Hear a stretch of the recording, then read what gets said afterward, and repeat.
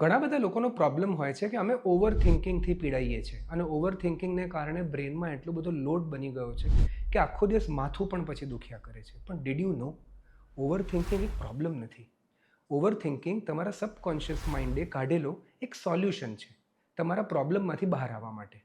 હું તમને સમજાવું.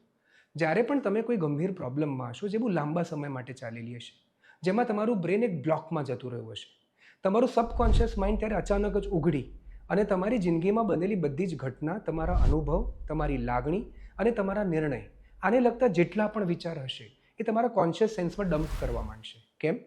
આ એક પ્રકારનું ડિફેન્સ મિકેનિઝમ છે. ધ સબકોન્શિયસ માઇન્ડ વોન્ટ્સ કે તમારી પાસે કોઈક પ્રકારનું સોલ્યુશન નથી મળી રહ્યું એક્સટર્નલ વર્લ્ડમાંથી, તો ઇન્ટરનલ થોટ્સમાંથી તમને કદાચ કોઈ સોલ્યુશન આપી શકે. ઓવર થિંકિંગના વિચારોને કારણે વ્યક્તિ એક પ્રકારનો પેરાલિસિસ અનુભવ કરવા માંડે છે કે આમ પણ કોઈ વસ્તુ સૂઝતી નથી અને હવે આ મગજ આટલા વિચારોથી ભરાઈ ગયું છે, હું થાકી જઈશ. આમાં શું છે કે જ્યારે તમને એપેન્ડિક્સનો દુખાવો થાય ને ત્યારે તમે પેટ ફાડીને જાતે એપેન્ડિક્સ નથી કાઢતા.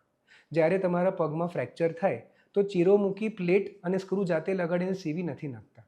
એમ જ્યારે કોઈક પ્રકારની માનસિક પરિસ્થિતિથી તમે પીડાઓ તો તમે એને જાતે સોલ્વ કરવા જાઓ છો, એ જાણવા છતાં પણ કે આ એક મેડિકલ પ્રોબ્લેમ છે અને આનું એક સાયન્ટિફિક સોલ્યુશન જશે.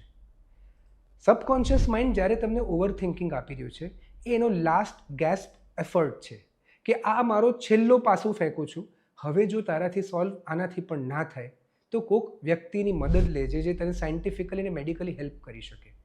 જો ઓવર થિંકિંગમાં તમે લાંબા સમયથી ફસાયેલા છો તો તમે અમુક પ્રકારની માનસિક બીમારી કે તકલીફથી પીડાતા હશો હવે.